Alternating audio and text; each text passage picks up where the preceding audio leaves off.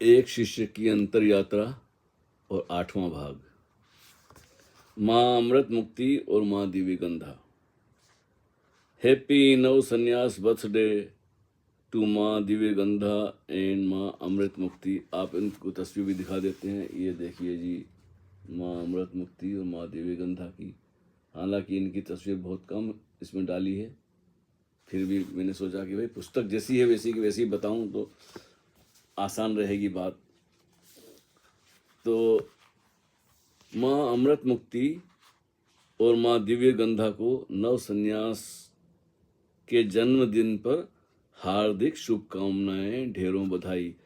ये भाई जब ये लिखना चल रहा था, शुरू में नया नया था मैं फेसबुक पे, तो उनका जन्मदिन आ गया तो मैंने सोचा चलो ये लिख देते हैं, बधाई दे देते हैं। हाथों में हाथ लिए मुक्ति दिव्या को साथ लिए कब से बात कर रही है। हाथों में हाथ लिए मुक्ति दिव्या को साथ लिए कब से बातें कर रही है। कुछ पता नहीं, लेकिन मुझे याद आ गई है अहमदाबाद की, जब बहुत से सन्यासियों की मीटिंग में कोई चर्चा हो रही थी और उन दिनों मुझे अचानक हर किसी बात पर हंसी आ जाया करती थी। बड़ा वो दिन अजीब थे। एक पागलपन था ध्यान के कारण, सक्रिय ध्यान के कारण जो रेचन होता था ना, तो दिन भर बिना बात के ही बस हंसता था मैं। और ऐसा होता था अपने आप ही, ऐसा नहीं कि कुछ अजीब, लोगों को अजीब से लगता था कि ये पागल हो गया कि कैसा कैसा सन्यासी है। खैर पता नहीं लोग क्या सोचते थे। खैर, तो उन दिनों मुझे अचानक हर किसी बात पर हंसी आ जाया करती थी। मैं किसी की भी परवाह किए बिना पागल की तरह हंस पड़ता था। सच तो यह है कि मैं अपनी हंसी को रोकने की कोशिश करता तो इसी प्रयास में और भी जोरदार हंसी फूट पड़ती थी। हाँ, तो उसी मीटिंग में मैंने इन दो बहनों को की इस सुंदर जोड़ी को पहली बार देखा। ये आपस में कुछ बात कर रही थी। मुझे संदेह हुआ कि शायद ये दोनों मुझे पागल समझकर मेरे बारे में ही आपस में कुछ कह रही होंगी। यह शुभ दिन 6 मई 1971 का है। उसी दिन आचार्य श्री रजनीश ने इन्हें नव संन्यास में दीक्षित किया और बड़ी बहन को माँ अमृत मुक्ति और छोटी को माँ दिव्य गंधा नाम देकर सन्यासियों के कारवां में शामिल कर लिया। और हम सबको बहुत खुशी होती जब कोई सन्यास में दीक्षित होता, क्योंकि उन दिनों कुछ 30-35 सन्यासी ही थे। मेरा नंबर भी 17 का है, इकबाल का 18 नंबर है, क्योंकि वो चिन्मय जी ने बताया था कि आज 2 युवकों ने सन्यास लिया, तो उन्होंने बता दिया कि अभी ये तो मुझे याद है, तो इसलिए ये बात चल पड़ी। हाँ, तो क्या बात हो रही थी कि जी महादेव किया दीक्षित होता। उन दिनों कुछ 30-35 सन्यासी ही थे। तो हम खुश होकर शायद यही सोचते कि हम अकेले ही पागल नहीं हैं। देखो कितनी सुंदर लड़कियां भी हमारी जमात में शामिल हो रही है। यह मीटिंग हो रही थी स्वामी आनंद बोधिसत्व वसंत भाई, कुछ लोग अभी भी उनको जानते होंगे। वसंत भाई के बंगले के पीछे वाले बगीचे में, ये इनकम टैक्स ऑफिसर थे वसंत भाई, और अहमदाबाद में अच्छा बंगला था उनका, अच्छी पोजीशन पे थे। तो उन्होंने अपने घर पे नाश्ता पानी के लिए ऐसा कुछ व्यवस्था की थी। सभी सन्यासियों को बुलाया था और चिन्मय जी और हम सब, मधु और हम सब थे, और हम भी वहीं लान पर बैठे। ये उस जगह की बात हो रही है। और ये 6 मई 1971 की बात है। पीछे वाले बगीचे में और गीता ज्ञान यज्ञ प्रवचन माला चल रही थी उन दिनों, किसी कन्या विद्यालय के प्रांगण में। एक कन्या विद्यालय था, वहाँ ओशो के प्रवचन होते थे प्रांगण में। कुछ दिनों बाद फिल्म अभिनेता महिपाल जी ने हम सभी सन्यासियों को दोपहर लंच के लिए अहमदाबाद की एक शानदार रेस्टोरेंट चेतना एयर कंडीशन डाइनिंग हॉल में निमंत्रित किया।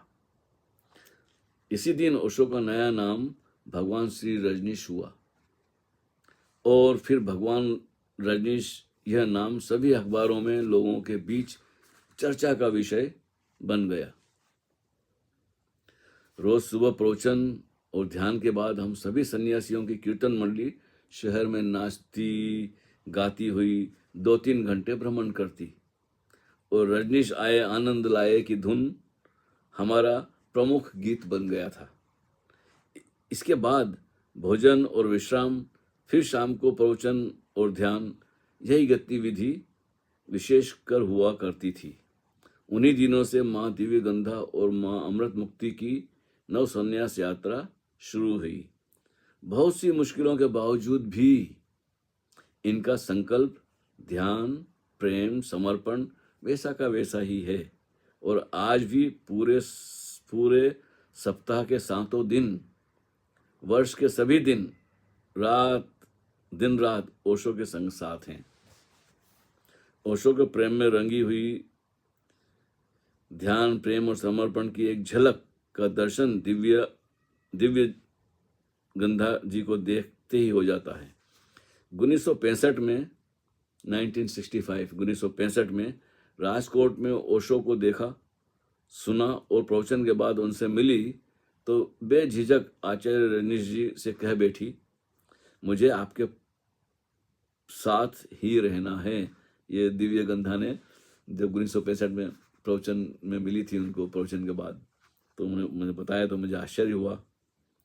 ओशो ने मुस्कुराते हुए कहा, बढ़िया, पहले पढ़ाई पूरी कर लो, फिर तुम्हें बुला लूंगा। बताइए 1965 में ऐसी बातें हो गई और देखो क्या एक एक बात सत्य साबित हुई। तो बढ़िया, पहले पढ़ाई पूरी कर लो, फिर तुम्हें बुला लूंगा। 5 मई 1971 को अहमदाबाद में गीता ज्ञान यज्ञ प्रवचन माला के दौरान बड़ी बहन माँ अमृत मुक्ति के साथ ओशो ने दोनों बहनों को दीक्षा देकर नव संन्यास की यात्रा में शामिल कर लिया। शायद ये ठीक ऐसे ही ऐसा लिख दिया था। जब गेरुआ वस्त्र धारण किए हुए गले में ओशो की माला पहने अपने घर राजकोट वापस लौटी और कॉलेज में गई तो जो समाज के लोगों की प्रतिक्रिया हुई। माँ अमृत मुक्ति भी सन्यासी की तरह पोस्ट ऑफिस में काम पर जाती। घर परिवार, मोहल्ले और रिश्तेदार में ही नहीं, पूरे शहर में जहाँ से गुजरती क्या क्या लोगों से तेज तंज ताने सुनने के लिए मिलते। उन दिनों सन्यास लेना इतना आसान नहीं था। अभी तो एक गर्व की बात है, लोग सोचते हैं अरे हम भी, खैर समय की बात है, लेकिन हमें बड़े परेशानी उठानी पड़ी। देखा ना आपने बम्बई में तो हमारी जान के प्यासे हो गए थे लोग। खैर इनकी यात्रा है। आज हमें इसका बिल्कुल भी एहसास नहीं होता कि उन दिनों संन्यास लेना बड़ा चैलेंज होता था। उन दिनों पूरे भारत में ओशो का विरोध अखबारों में, पत्रिकाओं में और जगह जगह चर्चाओं में चल रहा था। दम मारो दम, मिट जाए गम, फिल्मों के ऐसे गीत भी ओशो के सन्यासियों के साथ जुड़ गए थे। बरसों बाद भी दिव्या जी वैसी ही शांत, सुंदर, ताजी और स्थिर हैं, जैसे समय का इन पर कोई प्रभाव नहीं पड़ा हो। 1974 के जनवरी महीने में एक टेलीग्राम आया राजकोट में उनके घर मुंबई से। भगवान ने दोनों बहनों को तुरंत अपने निवास स्थान वुडलैंड अपार्टमेंट पर बुलाया है। दोनों यह समाचार पढ़कर खुशी से झूम उठी और अहोभाव के प्रेम के आंसुओं की बिन बादल बरसात सी झड़ी लग गई।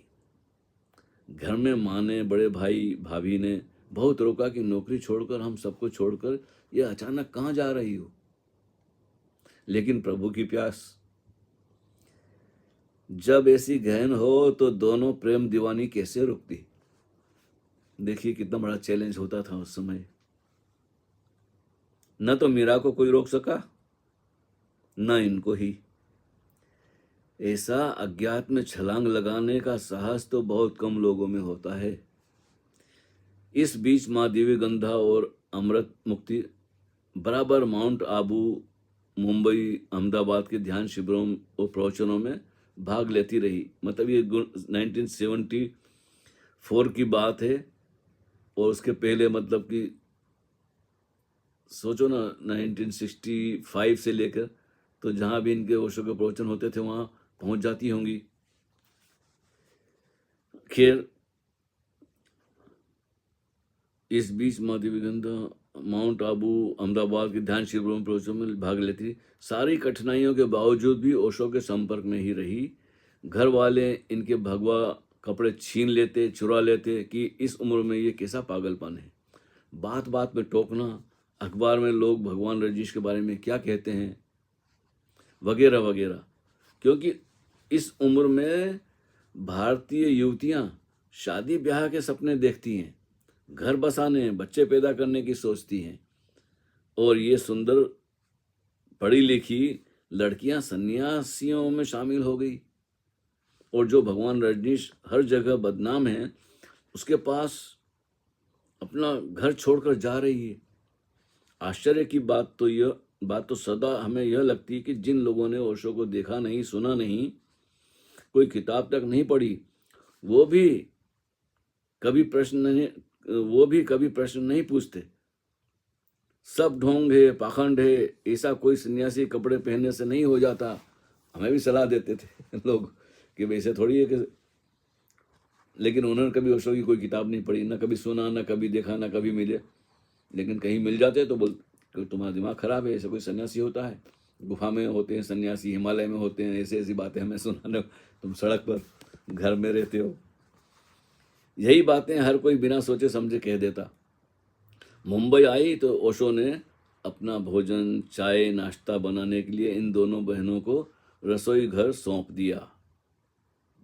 निश्चित ही जन्मों जन्मों की गहरी प्यास रही होगी कि 12 वर्ष की उम्र में बुद्ध पुरुष को एक नजर में पहचान लेना, उसके लिए पूरा जीवन समर्पित कर देना। माँ दिव्यगंधा और माँ अमृतमुक्ति के हाथ से बना भोजन, माँ दिव्यगंधा और माँ अमृतमुक्ति के हाथ से बना भोजन ओशो निरंतर मुंबई और पूना के आश्रम में करते रहे। रसोई बनाने के अलावा भी दिव्या और मुक्ति माँ ने आश्रम में बहुत से काम किए। रिसेप्शन से लेकर कैश और ओशो टाइम्स की एडिटिंग तथा ओशो के माता पिता और पूरे परिवार की सेवा का अवसर भी इन्हें मिला है। जब भी आश्रम में बुद्धा हाल या कोई नई इमारत की बुनियाद रखी जाती तो दिव्य गंधा और अमृत मुक्ति के हाथों में ही धूप, दीप, पुष्पों से महकती हुई थाली होती।